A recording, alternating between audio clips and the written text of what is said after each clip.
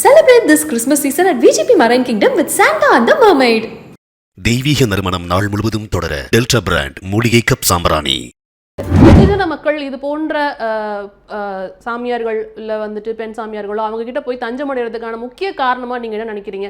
ஒருவேளை அவங்கள ஈஸியா அப்ரோச் பண்ண முடியுது, ஒரு சாமியை தொட முடியுது, அங்க பெண்களுக்கு பாகுபாடு இல்லை, இந்த மாதிரியான காரணங்களுக்காக அவங்க ஈஸியா அக்செப்ட் பண்ணிக்கப்படுறாங்களா அந்த சாமியார்கள்? அனைவருக்கும் அன்பான வணக்கம். நம்முடைய சமூகமே இயல்பா எப்படி இருக்குன்னா, ஒரு செங்கலை வச்சு அதுக்கு கொஞ்சம் குங்குமம் மஞ்சள் வச்சிருந்தாலே உடனே என்ன பண்ணுவாங்க, நம்ம மக்கள் சாமி கும்பிடுறது இயல்பா இருக்குது. அந்த அளவுக்கு புறையோடி போயிருக்கக்கூடிய மத அழுத்தங்கள், மூட நம்பிக்கைகள் அப்படின்றது அதிகமா இருக்கு.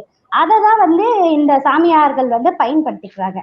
பொதுவா எல்லாரும் ஒரு வார்த்தை சொல்றாங்க, போலி சாமியார் அப்படின்னு. சாமியார்கள்னாலே போலி தான். ஏன் அப்படின்னா, உண்மையா அவங்க கடவுளுக்கு நன்மை செய்ய போறோம், கடவுளுடைய சீடனா நான் இருக்க போறேன்னு சொன்னா அவங்களுக்கு விலை உயர்ந்த பொருட்களோ, ஏசி, காரு, இன்னும் பெண் பக்தர்கள், சீடர்கள் இப்படியெல்லாம் இருக்க வேண்டிய அவசியமே கிடையாது.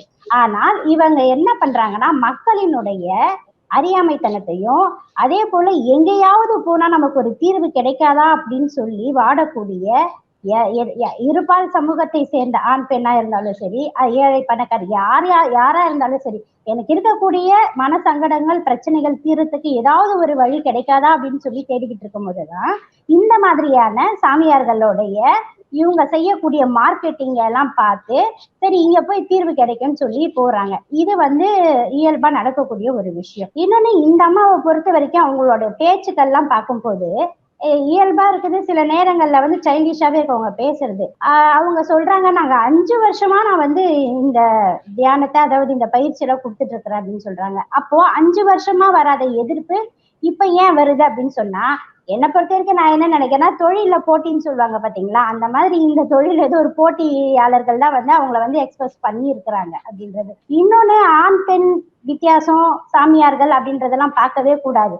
குற்றவாளி, நீங்க தப்பு செய்யறீங்க, மக்களினுடைய அறியாமையை பயன்படுத்தி பணம் சம்பாதிக்கக்கூடிய மிக மோசமான மூட நம்பிக்கை கருத்துக்களை பார்க்கக்கூடிய யாரா இருந்தாலும் சரி, அது ஆணா இருந்தாலும் சரி, பெண்ணா இருந்தாலும் சரி, அவர்கள் நிச்சயமா தண்டிக்கப்படக்கூடியவர்களா தான் இருக்கிறாங்க. அப்படி இருக்கும் பொழுது இயல்பா மக்களுக்கு இருக்கக்கூடிய பிரச்சனைகளை தீர்ப்பதற்கான ஒரு வழின்றது மதம். இந்த மதம்ன்றது ஒரு இன்ஸ்டிடியூஷன் தான், ஒரு நிறுவனம் தான்.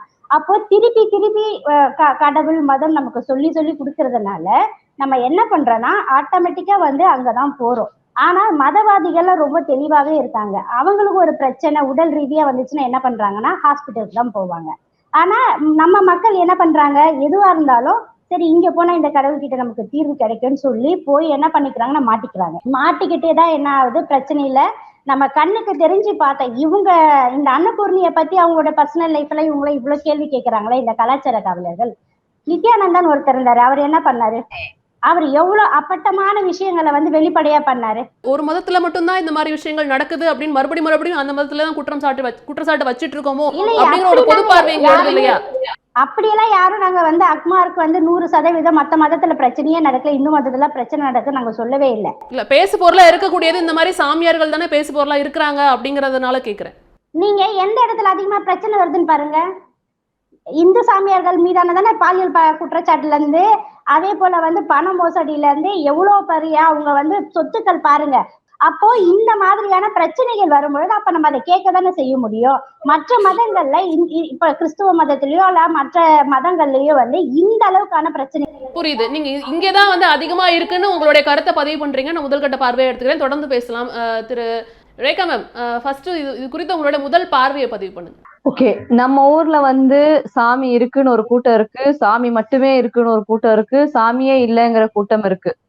நம்பிக்கைங்கிறது, என் மீது எனக்கான நம்பிக்கை எப்ப குறையுதோ அப்ப நம்ம அடுத்தவங்களை நம்புவோம். அது அம்மா, அப்பா, புருஷன், பொண்டாட்டி, அப்படியே போக போக ஏதாவது ஒரு கல்லு, அது சிவன் வடிவில் இருக்கிற கல். என்ன சிவனை நீங்களும் பார்த்ததில்ல, நானும் பார்த்ததில்ல, இதுதான் சிவன் நம்ம சொல்றோம், இதுதான் கிருஷ்ணன் சொல்றோம், அப்படியாக அது நம்பப்படுது. அது ஒரு விஷயம். எனக்கு நான் தெரிஞ்ச இந்த 35 வருஷத்துல குழந்தையா இருக்கும் போதே வெள்ளிக்கிழமை ராவுகால பூஜைன்னு ஆரம்பிச்சாங்க. அப்ப எலும்பிச்சம்பழம் வாங்கிட்டு போகணும், வேப்பந்தலை வாங்கிட்டு போகணும். கரெக்டா 12ல இருந்து 1 மணிக்குள்ள ஒரு சாமி ஆடும். அந்த அம்மா நேத்து வரைக்கும் கீரைக்காரம்மாவா அந்த ரோட்ல நம்ம பார்த்திருப்போம். திடீர்னு சாமி ஆடு, அது குறி சொல்லும். அது குறி சொல்லி உன் வீட்டுல இன்னைக்கு இந்த பிரச்சனை நடக்கும், உனக்கு ஒரு விபத்து நடக்கும்னு இதை நம்பி இந்த பொம்பளைங்க எல்லாம் அழுதுகிட்டு சிவப்பு மஞ்சள் சேலை கட்டி இப்படியாக நான் பெண்களை தொடர்ந்து என்னுடைய இளமை காலத்துல இருந்து நான் பார்த்துட்டு இருக்கேன். அப்படியாக நான் தொடர்ந்து இந்த மனித உருவில சாமிங்கிற பேர்ல இருக்கிற போர்வைகள்ல இருக்கேன். நீங்க இஸ்லாமியர்களை பாருங்க, அவங்க வீடு வீடா வந்து நீங்க இஸ்லாமத்துக்கு மாறுங்கன்னு சொல்ல மாட்டாங்க. அவங்க அதிகபட்சமா சொல்றது குரானை படிச்சு பாருங்க, குரான் என்ன சொல்லுதோ விருப்பம் இருந்தா நீங்க இதை படிங்க அப்படின்னு சொல்லி குரானை கொடுப்பாங்க. கிறிஸ்துவர்களை நீங்க எடுத்துக்கிட்டீங்கன்னா பைபிளை கொடுத்தாலும் கொடுக்கலினாலும் இயேசுன்னு ஒருத்தர் இருந்தாரு, அவர் நமக்கு நிச்சயம் நல்லது பண்ணுவாருன்னு சொல்லுவாங்க. இங்க புற்றீசல்களா வரக்கூடிய பெண்களா இருக்கட்டும் ஆண்களா இருக்கட்டும், எப்ப நம்ம மேல நம்பிக்கை இல்லையோ அதுல போய் விழறோம். நீங்க பாத்தீங்கன்னா திடீர்னு ஒரு தேங்காய் வந்து விநாயகரா வருவாரு, தேங்காய் திடீர்னு வேற ஏதோ உருவத்துல வரும், அந்த தேங்காய் வாங்கி ஒரு 100 பேரை அனுப்பாங்க.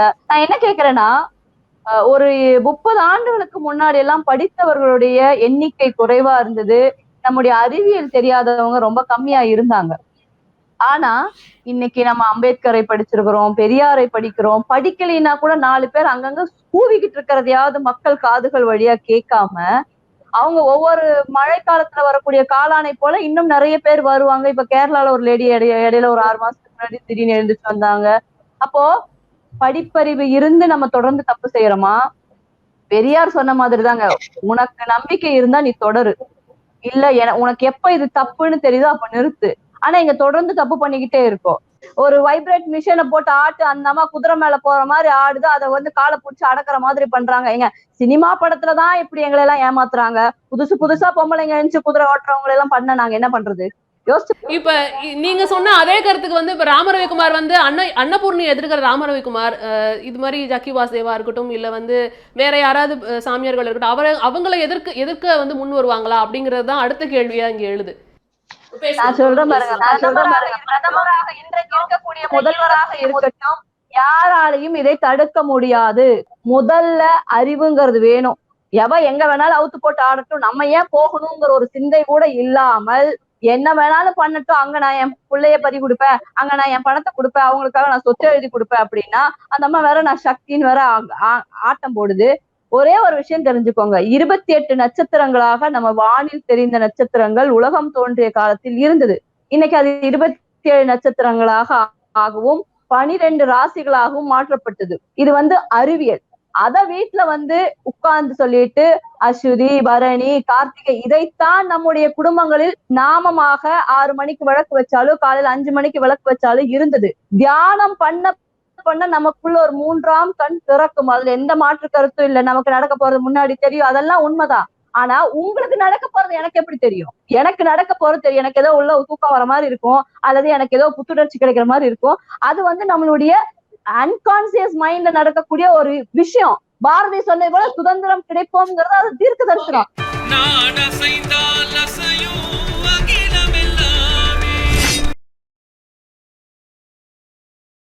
Celebrate this Christmas season at VGP Marine Kingdom with Santa and the Mermaid. தெய்வீக நறுமணம் நாள் முழுவதும் தொடர டெல்டா பிராண்ட் மூலிகை கப் சாம்பிராணி.